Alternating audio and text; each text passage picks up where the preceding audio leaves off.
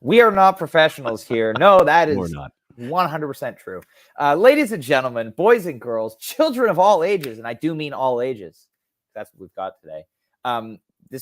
We've got quite the age range in terms of people on this podcast today. But we're back for another episode of Always Almost There, day after show live. How you doing today, Neil? I'm doing great, man. I'm doing really good. I've been listening to this show all day. It's that kind of a show where you kind of go back and listen to almost all of it. I mean, it's really that good. It's an exciting show to talk about. Yeah, it's a great show. Lots to talk about. So we're going to bring on our guests. Without further ado, very excited to have two seasoned podcasting professionals here. We've got our good friend Nolan of Corner of Gray Street podcast, and of course, coming back, you saw him in September. You loved him.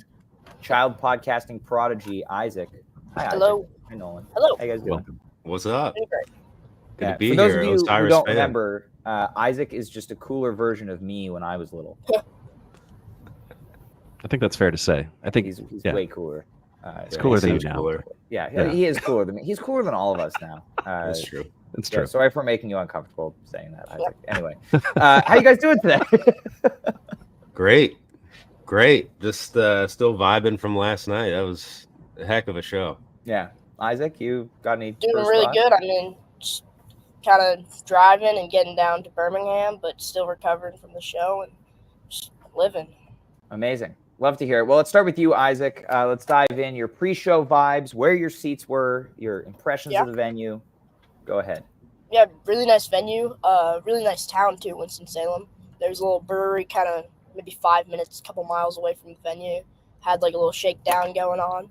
Some vendors, food truck. So got a bite to eat there and just came and met up with some friends and just did the show. We were kind of first, second row, maybe about like Trevor Cotter's side. So really nice seats and pretty solid sound for the venue. Really nice venue.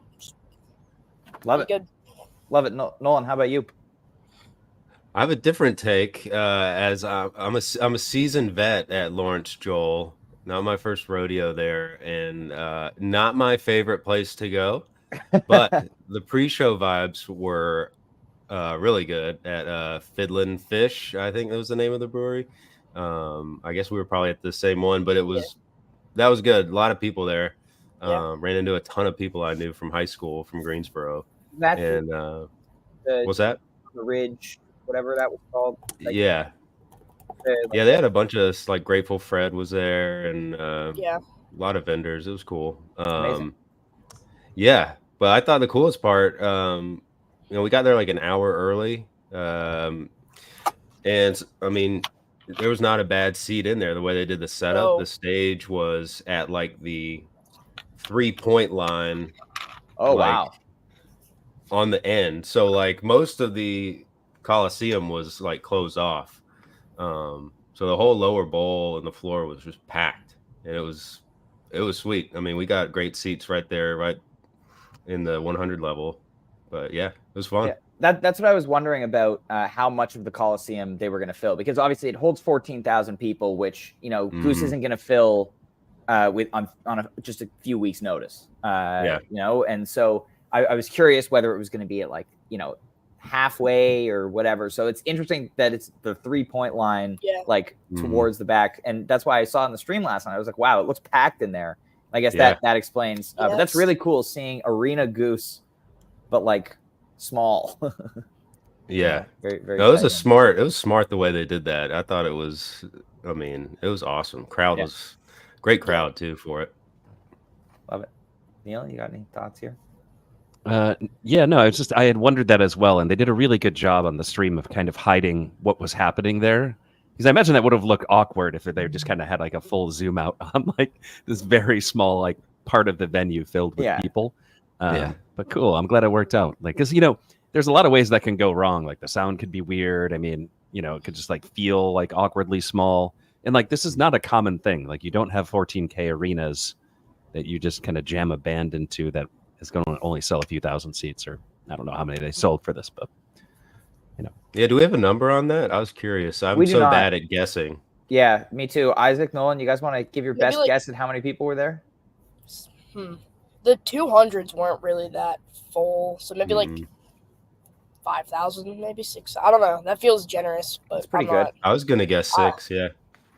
Well, I'm curious. I'm going to look up what the capacity of Explore Asheville Arena. Yeah, I think it's like Uh, 6 or 7,000 there. so So I think it's- it's a it's- similar. 7,500 ish. So I would imagine that a lot of people who were planning on going to that show or to those shows ended up going last night. So I guess 5K is a pretty fair estimate. Yeah, I would guess 5K. yeah. There we It go. felt bigger than Charlottesville, but not as big as like some of the other arena stuff they've done or like that. So I would say probably 5-6K. Perfect. Thank you. All right. Well, let's start with you, Nolan. Let's dive into the show. We got our nice obligatory 4-pack of openers. Hot Love, Turbulence, Cali, Silver Rising. Nolan, take it away. Yeah, so this was my 8th show, and I had not seen Hot Love yet, so that was a nice Clearly, way you to haven't start. seen a lot of 2024 Goose then. No, just 2, and I think Raleigh. I think the Raleigh show we were guessing. I was like, I didn't look at the sets like the previous shows. I was like, oh, Hot Love tonight. And I remember with you it. told me that that you had hadn't looked at the previous bunch of shows. And there were a couple of things before the show where I was like, oh, you're not getting that. I know, but no, I like Hot Love a lot, and it was interesting. Other than that one, every song played in the first set they played in Raleigh 22, so it was like to me it seemed like a nice throwback 2022 set, at least the first half. Yeah, no, I agree. Definitely song choices very, very 2022 there. Isaac, what are your thoughts? Yeah, Those first 4 definitely. It tunes felt here. like a very kind of traditional way to open up a show with just those 4 big openers to really kind of give the crowd, which I like. Those are all very good songs, so glad that they did that. Yeah. It's all. There we go. Neil, thoughts? I was rewarded for saying on yesterday's pod that Goose has been bucking tradition and not doing the 4-pack of openers by last night doing the 4-pack of That's openers. a reward? No, that was sarcasm. Oh, okay. But yeah, I was getting impatient by the end of this. I'm not going to lie. I mean, you expect first sets to be first setty. This is about as first setty as a first half of a first set can get. Yeah. And so Just I missing think I even tweeted about it. I was like, all right, now it's time to do some kind of jamming here. Yeah. But out of all of these, I was surprised by Hot Love. I didn't think they were going to play that one yet, but the rest, I was just like, when are you going to play some of these songs? Because they were all very due, especially Turbulence. I think it's like a 7-show gap there, 6-show gap, something like that. Something like that. Yeah, it's been a while, and we're still missing Atlas Dogs conspicuously. Where? Yeah, where I is mean, it? there are a Hasn't few been played since conspicuously Montana. missing songs right now. Atlas Dogs, Flow Down. Yeah. Also and not played since Wisteria Montana. Lane. What's going on with Wisteria Lane? I thought for sure that was coming last night, but we'll get Wisteria there. takes long gaps sometimes, but Atlas Dogs and Flow Down, especially going this long without showing up, is very, very conspicuous. So I'm curious to see what happens there. But yeah, not a ton to add there. And we'll throw it to you, Isaac, for these last 3. A lot more to talk about. In Bob Dawn, Redbird, and Hunger Sight to close out the first set. Yeah, definitely. After going with the 4 openers, it was kind of like, what are we gonna do next? You kind of gotta do something to jam it, and it was kind of wondering how it would go. But this is a phenomenal way to close a first set. I mean, Bob Dawn is one of my favorite songs because just the jam at the end they do, and Rick's solo. It's just a beautiful song, great song.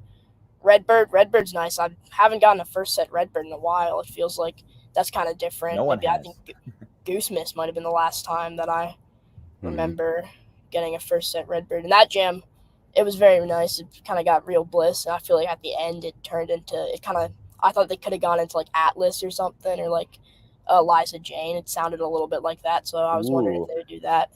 But then Hunger Sight hit really well. And that was really nice jam. Kind of Madavon. I think they really Madavon nice guitar by Rick and doing all that.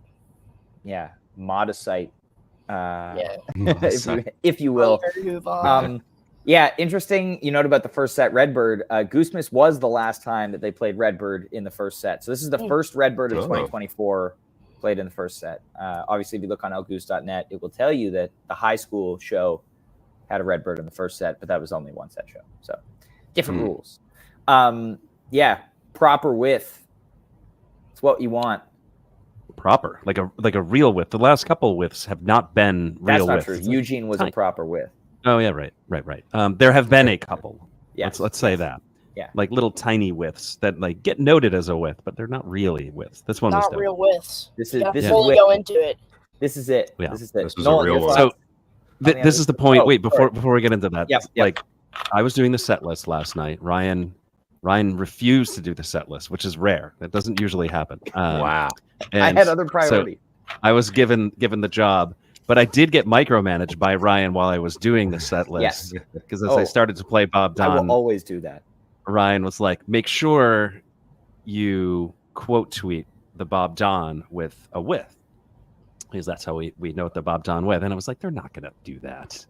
And of course they do, which really begins the special part of the show, right? From this moment, from the Bob Don width on, everything is really cool. Yeah. And gets, I think, progressively more cool as it goes. So. And that's the thing. Sorry, one more thing before we throw it to you, Nolan. That's the thing with, I feel like a lot of the best shows of 2024. Like they start off with, 4-pack openers or like a little bit of a slow start to the first set. And then somewhere, I don't know, like 50 minutes into the first set or so, 45, 50 minutes into the show, they just hit the gas. And then the rest of the show is just insane. Like think like Fiddler's Night 2 was that way.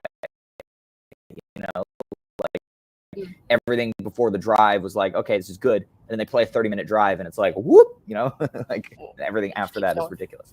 Anyway, Nolan, your thoughts here on Bob Don, Redbird, Hunger Site.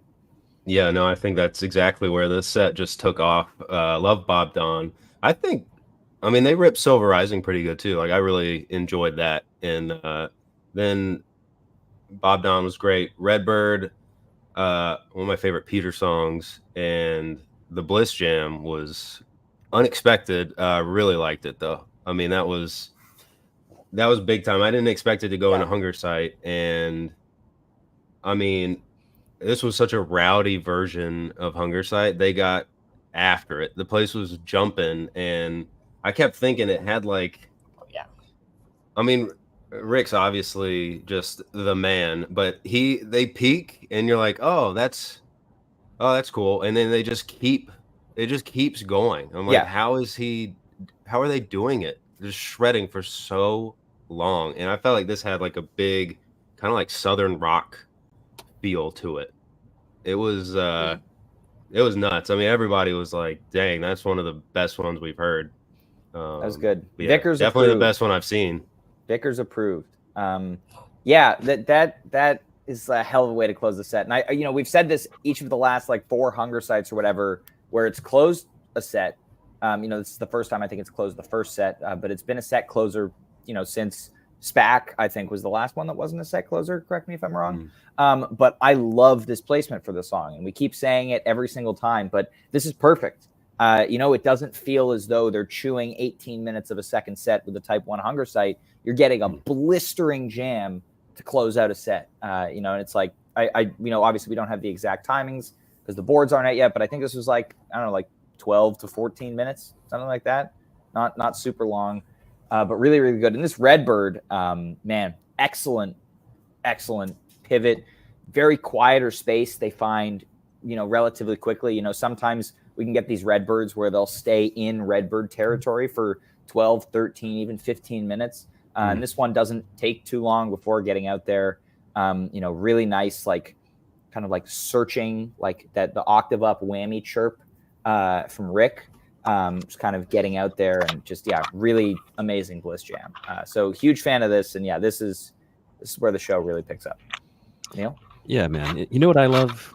It's just first set Redbirds. Like more first set Redbirds, please. They are. That was unexpected and absolutely spectacular. It's you know what was a first set Redbird? What? Pittsburgh. Yeah, wow, that's interesting. I hadn't really thought about that, but yeah, absolutely right. So yeah, the Bliss Jam in this is exquisite. I don't even know. It goes in line with like a bunch of other Bliss Jams from this year that I really, really love. I don't think you get enough of it to like talk like Jam of the Year stuff, but this one's going in my playlist for sure. I love it. 100%. And I'm going to listen to this a ton. And then of course the Hunger Site, which is they took the tail end of Madavon and just mashed it up with Hunger Site, and like I'll take that to close the first set anytime. Yeah, that's killer. And Hunger Site is one of those songs that just no matter what, it rules, and I love it. It doesn't have to be a total outer space jammer. This one just like when it shows up, it just rules, and it absolutely did this time. I need to go back and listen to this. Hey, look, Vickers in the chat. He's not asleep. It's almost his bedtime here. Yeah, I mean, this one is blistering, as you guys said, and it does what Hunger Sight does. And I love that going into set break, just taking all of that energy and, get ready for the second set. Hell yeah. Well, speaking of set break, let's throw it to you, Isaac. Your set break vibe, expectations for set 2. How are you guys feeling? I mean, just really energetic after that Hunger Sight. Not just waiting, excited for the second set and seeing what they could do. There's definitely wondering what they would do for if they would cover any Grateful Dead for Phil Lesh. So just kind of anticipating, just very highly anticipating. Energy kept going. It was great. Amazing. Nolan? I was worn out after the Hunger Sight. I was like, they're gonna keep going. How? But no, before the show we were talking a lot about Phil Lesh. Found out as we were getting in the car to drive down to Winston, and I feel like I kind of forgot about them playing a Dead tune after the first set, and I'm glad that came to fruition. But yeah, I was ready for a good second set, and they played a long time. Yeah, it was good. I love the time management last night. 2 80-minute sets and a sizable encore.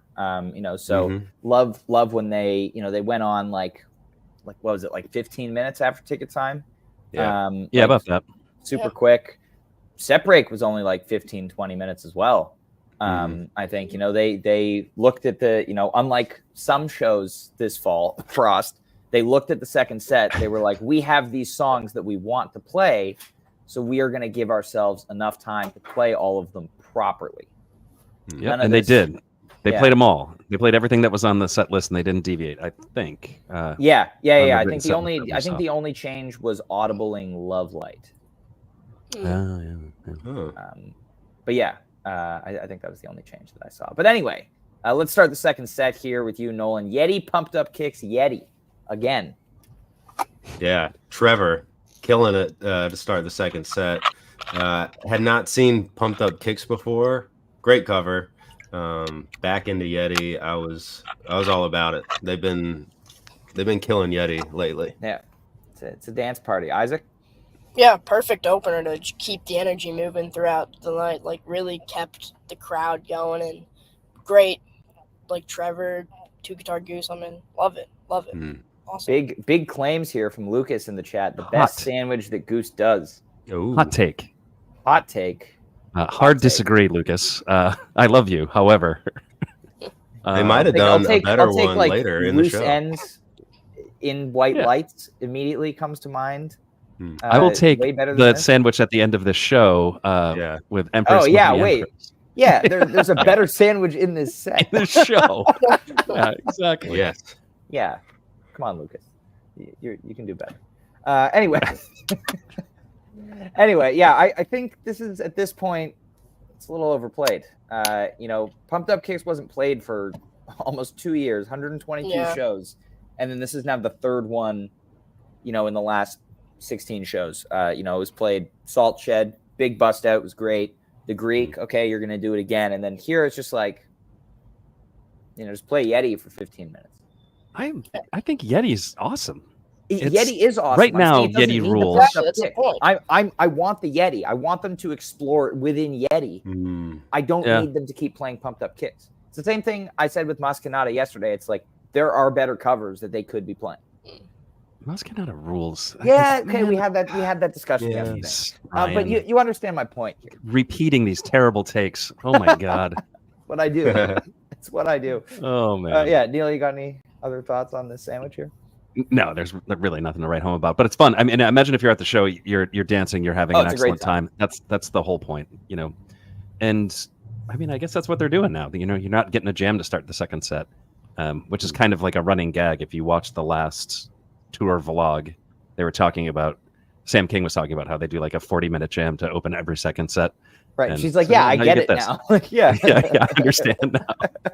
There's a formula, Yeah. but this show kind of bucks the formulas in a couple different ways. Formula dictates, as we all know. I love watching Neil's face whenever I say that. The interesting thing about this set actually is that it doesn't have a big jam, but it's an amazing set. So that's cool. Anyway, let's get to the main event, the meat, if you will. Big money tribute to Phil Lesh here. Arrow, Cold Rain and Snow, Broke Down Palace. Isaac, take it away.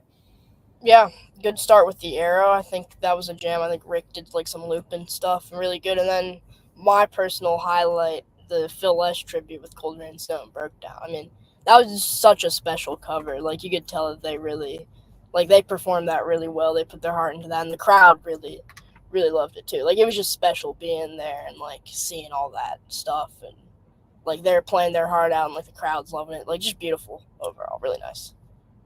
And interesting to note that Cold Rain and Snow, last known time it was played by Goose was November 26th, 2014. So that's 679 shows at least, because there are lots of shows that happened from like 2014 to 2017 that we don't have record of. So it's at least 679 shows, which might be the biggest bust out in Goose history. And I'm disappointed. I'm disappointed in myself for not looking. What about Rosalie? Earlier. Was that less? Bust out. Can I see a bust out chart? Anyway, I'm going to try to find While you do your research, I can talk about these songs. So I went to go see Rick play with Phil at the Cap. What was that, last year? Was that last year or the year before? I can't even remember now. But in any case, the best jam that I saw when he went there and played was Cold Rain and Snow. And I was like, man, I would love it if Goose played this again. And I mentioned this actually on the show yesterday, which is even more wild, that we were talking about Cold Rain and Snow right before Goose did the biggest bust out they've ever done, possibly. We'll see how Ryan's research turns out. But yeah, that's a spectacular version if you want to go back and listen to it. I forget which day it's even on, but it's the time that Rick was playing with Phil and Friends at the Cap. So that was amazing, and I hope this is here to stay because it's just such an awesome song. It's not like really like a super well-known Dead song too. I mean, I guess it is, but it's it's part of the canon, but you know what I mean. And then of course Broke Down Palace is just incredible. It's a Jerry tearjerker that nobody does better than Rick. It's just absolutely spectacular. We talked about it when they played Ship of Fools, which is like another one that I put in that category. That is just absolutely beautiful and so good. So I mean, if you weren't crying a little bit in this one, I don't know. Like, I don't know what to say. It was really something. You got to be, you got to be. Anyway, Nolan, your thoughts on this segment here? Yeah, I was wondering. I saw Jeff grab the guitar and was trying to figure out what two guitar Goose song was gonna play, and it took me a second, but a crowd went nuts for Cold Rain and Snow. And like you could hear more people figuring out like what they were playing, and like just pockets of like so that was pretty cool. And then I mean they nailed it. And then I mean Rick's voice on Broke Down is crazy, unbelievable. I mean it was a great tribute, and I feel like they picked like the perfect songs for this. I'm glad they played it the way they did, Cold Rain into Broke Down, like giving it its own little like segment in the show. That was special. And the lighting I thought was cool, especially during Cold Rain, red and blue lighting. So nice. So that's the details that matter. Yeah. Goose gets it. I did a little research. There's no way currently on lgoose.net to see the biggest bust outs of all time, but Rosalie was only like 250 shows. So I'm going to go ahead and say that this is the biggest bust out that Goose has ever done. Given that it was from November 2014, there are like a handful of Grateful Dead covers that we have record of them playing, in the first few months of them being a band. I think like Deal, New Speedway has been played by the full band since then. But yeah, this is the biggest bust out ever. At least 679 shows. Wow. So that's Goose history. Cool. Yeah, no, this hit hard. Going back and listening, like I love the pick of Cold Rain and Snow too. Just this was one of the best ones when Rick played with Phil and Friends in October 2022. I think I mentioned yesterday about it actually. We were saying like go check out those shows. They're on like Archive and there's some clips on YouTube. But that Cold Rain and Snow was really, I think it was on like the first night too, maybe in the first set, and it was like the first moment where Rick really like let loose. Crowd of deadheads, maybe not as familiar with Goose. Skeptical, but he just, destroyed it. And so love the choice there. And yeah, as you said, Nolan and Neil, just like Rick singing Broke Down, that's also, pretty sizable bust out on that one too. 138 shows, last played Boulder, December 18th, 2022. We were there, and I cried during Broke Down. Yeah, there were tears. Yeah. It's just unbelievable. It's unbelievable. But yeah, anything to add there, Neil? No, I already kind of said my piece on that one. It's just, I love this segment. I'm going to go back and listen to it probably nothing short of 1,000 times. It's just so good. Yeah. It's just, the last couple of minutes of Arrow, that's some really good jamming. As they're kind of starting to go into the segue, gets a little ambient, spacey. Trevor doing some, high register melodic stuff. Want to hear some more of that. That's really, really good. Anyway, let's throw it back to you, Nolan. Last few songs of the set here. Last couple of songs. Last sandwich. Sorry. Empress, Moby, Empress. Take it away. Yeah, I feel like I've seen Empress many times in my 8 shows, but always hits. And but the transition into Moby was big time. I was thinking about you, Ryan, and thank you, laughing at how you didn't get to see it this year. Yeah. yes. I just I've been to like 35 Goose shows this year already, and I've missed both times they've played Moby. That's a bad beat. Yeah, I've been having a terrible time. Yeah, but no, that was, I like when they change it up like that, Yeah. That's pretty cool. And Moby's classic. Yeah. Classic Ted. It's amazing. Isaac, your thoughts on Empress, Moby? Yeah. Empress, great energetic song to like kind of bring back the energy into the room. And then the segue into Moby was great. Moby's such a gem of a song. It's just best. It's so good. Like Trevor's bass on it is just amazing. You can't beat it. Like it's just such a good song and incredible every time they play it. And then to go back into Empress was great. So my favorite sandwich of the night. Yeah. Sorry, Lucas. Yeah, Lucas. Yeah. Do better. Oh man. This Empress gets going, and there's really good jam in here. They get a little heavy like they've been doing this year. It seems like honestly when Peter's solo starts, it seems for a minute they're just like not going to do a solo and just go right into the jam. It kind of starts drifting a little bit, but then they bring it back. Nice couple of solos. Jeff on the fish, whole package. Yeah, we haven't talked about Jeff's basketball jersey yet with his name on it. Yeah. Does Jeff play sports besides disc golf? This is a question. He doesn't look like a sports guy to me. He looks like as much of a sports guy as you are. No, because he actually plays disc golf. That counts as a sport. I think he had the jersey tucked in too. It was a little it's quite the look. A Revelo on the back. We're wondering. If anyone has any information or insight on Jeff's jersey, please let us know. But anyway, this Empress is awesome. Segue into Moby is incredible. Peter just laying into the OB6. I think, he started on vibe as he usually does, and then he kind of brought in a little bit of synth. And I think he was like, ooh, that sounds really good. And then just went full OB6 for like the last minute or so. But, oh, man, I love this song so much.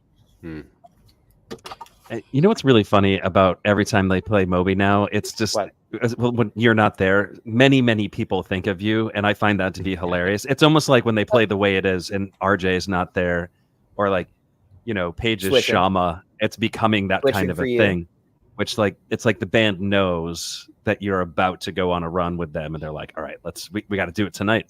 It's now or never. It was like June. I missed like 3 shows, and then Yep. they did Moby. Yeah, There you go. That's how they keep what you I get coming back for more. yeah. Tonight is the last show outside of the 2 Austin shows of the year that I'm not going to be at. So it's So they're well, like let's start the campaign now. Moby on New Year's. Let's go. Yeah. I'd be very not happy for between now and everybody then. in Austin. Yeah. I've seen it 3 times. I just I want more. I want all the Such a Moby. good song. You just you can't get enough of it. It's Exactly. it's that Thank good. It you. is that good. Yeah. It is Exactly. that Exactly. Well, let's hit the encore here. Pretty sick encore. Tumble Love Light. Isaac, you've seen Love Light again. Yeah, my second Love Light this year, but that tumble was incredible. Like that was a fun jam. Like Rick just went all out with the effects and the funk. Went great, like a tease fest there. They had Axel F tease. I think You Spin Me Right Round tease. So just really fun. And then Love Light, my second Love Light of the year. I guess I'm a Love Light magnet now. It's all right. It was fun. It was better the first time that I heard. I think It's a quick one. Well, yeah. I mean, Yeah, the it's fun. first time they hadn't played it in almost a year, and it was like, Yeah. oh, Love Light again. And Yeah, now it's fun. That's Love they Light played again. it again. Yeah. No, I'm with you on that. Nolan, your thoughts on this encore? Great encore. I mean, I was happy when it was just going to be Tumble. I feel like a Tumble encore is awesome. One of my favorite songs. And Rick just plays so furiously at times. Like, I don't know how he rarely misses a note. Like, especially during that, it's insane how technical he is. But then, yeah, I looked at Love Light as like a bonus song and a cool way to end it with a little bit more Phil tribute, and we forgot to mention Peter with the donor rap. Oh yeah, Oh. good call. Peter donor rap. Peter did That was the donor amazing. rap. Yeah, That was like maybe the best tribute of the night. Like, you got to throw that in there. yeah. Yeah, Who it's needs cool. Broke Down Palace when you have the donor Yeah. rap? It's Yeah. true. But yeah, Good I organ love that Peter threw that in there. Yeah. Thanks Yeah, for that was reminding us, cool. Nolan. Yeah, I Yeah. was listening to that as I was walking the dog earlier, and then I was thinking to myself, I need to kind of tweet about the donor rap, and I was just going to tweet at Taper's Choice saying cancel Vampire Weekend tour, you need to come out and do a donor rap with Taper's Choice, but because I think Vampire Weekend's still on tour. But Well, Taper's in any Choice case. has a song called Donor Rap. that's what I'm talking about. I'm talking Okay. about donor rap. For people who don't know, Taper's Choice is like a meme band with some guys from indie rock bands who wanted to make a jam band. And one of their Yeah. songs is called Donor Rap, but spelled DONERWRAP. Like the sandwich. Yeah, and the lyrics involve the Phil Lesh Donor Rap. It's the Phil Lesh donor rap. Yeah. Yeah. In any It's case. great. I digress. And maybe we'll see some donor rap stuff today on social media. Who knows? But hey, this tumble, wow, this is my favorite tumble in a while, and it's going to live somewhere on my playlist. I don't know if this is something that you would consider I don't know. I if don't it's know, playlist a mind-bending jam or anything like that, but I'm going to listen to this one a ton. You know me, when I get hooked on a tumble, I won't stop talking about it. I talked about Peach Tumble for years, and I think I'm going to be talking about this one for a while. So the cool thing about this jam is that they stay in the first part of it, the Cory Wong funk part, Yeah. and then they kind of do that You Spin Me Right Round jam. It's more than just a tease. They really kind of explore that riff, and this is awesome. It's so good. And then you get the Axel Foley tease in there, which is always exciting. It's a classic Goose tease. Just pops up in all the greatest moments, in my opinion. This was like So- a big thing in tumbles in 2019. I think there are a lot of 2019 tumbles that have the Axel F in it. Yeah, and so this is just a special tumble. Sometimes they can be just repetitive or it's just another tumble or whatever. This one stands out. Not like the way the Philly tumble stands out, but this is good stuff. Vicious, Vicious, Yeah. fiery. As you mentioned, blistering. Isaac, Rick going into his effects, getting that synth envelope filter, Yeah. I think the Factory Fiction intro, Yeah. that kind of effect going on, which was awesome. And yeah, just super, super fun encore. Now, do I think the Love Light was necessary, and would I have rather had 6 more minutes of tumble? Yes. Was this still a lot of fun? Also, yes. Yeah, I wonder how that came to be. I wonder why tumble They decided ended. to do that? I don't know. And then they just were all right, let's do Love Light. Or did they finish and then they look at the clock oops, we got time for another one, and then they played a quick one. I don't know, because that is kind of how they have used Love Light in the past, where it's oop, We got 4 minutes. We Like, got let's 5 go. minutes. Yeah. Yeah. Woo. Exactly. Yeah. Yeah. Oh, anyway, that's the end of that show. Very interesting show. Very awesome show. The first of two benefit shows for Hurricane Helene. We are back tonight. Isaac, you are heading the rest of the way down to Birmingham for a show at Avondale Brewing Company tonight, which is interesting because it's pretty small there. Yeah, only about 3,000, I think, maybe. I think so too. Yeah, it is. How many people can it hold? Yeah, about 3,000 people. It's sold out, pretty quickly when the show was announced a few weeks ago. Goose played here once in 4/2/23. Really hoping that tonight's show is better than that one. I have a lot of faith that it will be, because that show was not very good. Just hating. Poor Alabama. Like Ryan's just like, you guys get trash and only trash. No, I didn't like somebody's say out that. there like, this is my favorite show. Like, well, I'm really happy for anyone who loved that show. Good vibes show. They're fish in the sea teases an animal, which is fun. So if you like fish in the sea teases, go listen to that animal. Anyway, they're doing that. There's an Eggy after show. If you're going to the show tonight, Eggy had a phenomenal idea, Neil, as we know. It was a great idea for them to make their show that was already happening in Birmingham, Alabama, a late night, and it's literally across the street. So if you're going to the Goose show tonight, you have no excuse. It's Saturday night. Go see Eggy because It's Eggy right is on fire. Isaac's going. to. If Isaac can stay I'm going, awake and go to the afters, you can do it. yeah, this is the after to catch. Sometimes the afters are like, I don't know if I want to get. This is the one you like. You want to go. go And to Eggy. Eggy right now on fire. Yeah, Absolutely they've on been fire. New album's and if awesome. you like Eggy and you want to hear people talk about Eggy in a similar insane level of geekery to us, but like even more analytical, our good friend Justin Bruce hosts an Eggy podcast. It's called Vice or Virtue. Go check it out. It's awesome.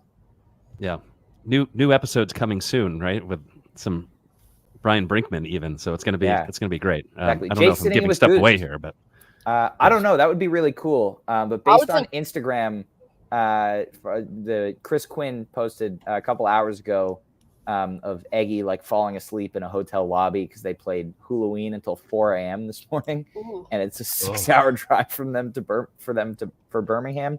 So hopefully they get there in time. I bet they will. yikes. Yeah. Hopefully they what were make you gonna Quinn say, drive. Isaac? Sorry. Oh, I think more it would be vice versa, and that maybe we'll get like a Raker at Peterson with Eggy tonight. But They got a couple it'll be days interesting to off. see what happens. Either way, it will be great. It'll be great. Well, you'll be here tomorrow to give us the full scoop on whatever happens. Isaac's coming back, guys. By popular demand. He's coming back. We're excited to have you back. But both of you, Nolan, Isaac, any closing thoughts to share on last night's show before we wrap up? I think we got it all. You got it all, Nolan? Great show. The only other thing is that in the DMB community, rumors swirling that Goose might be this has been a thing. part. Yes, it might be a part of their night 3 at MSG Hurricane Helene and Milton benefit show. Who knows? DMB is definitely doing it. It seems like Warren Haynes and Government Mule will be there, and perhaps Nathaniel Ratliff and perhaps Goose. That's rumors are flying. So rumors are flying everywhere. For Goose to play at MSG, even if it's not, the show that's probably going to happen sometime soon with them playing MSG. But that would be cool. And hey, if you don't know about Nolan's podcast, Nolan, take a minute to tell everybody about your podcast and the very cool interview that you just did. That if people haven't seen it yet.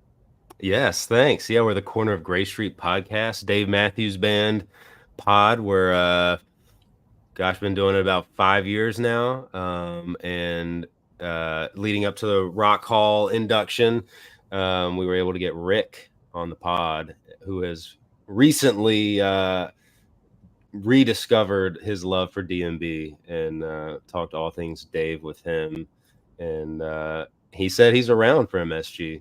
So he wants to go check him out live. And, we kind of peppered him on, well, what song would you want to play with if Dave called you on stage and that kind of thing. So very, very, very exciting. Go check that interview out. It's awesome. Thanks.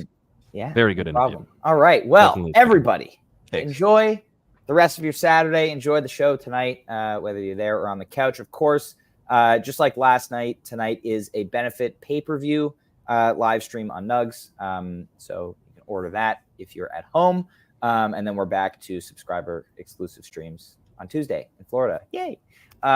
So we'll see you out there, and we'll see you tomorrow at 3:30 p.m. Eastern with Isaac to give us the rundown on tonight's show in Birmingham. It's going to be a blast. Looking forward to coming back. Thank you for coming back. We're excited to have you again. Isaac and Nolan, thank you guys so much for being on today. Enjoy the rest of your weekends, everybody, and we'll see you tomorrow afternoon.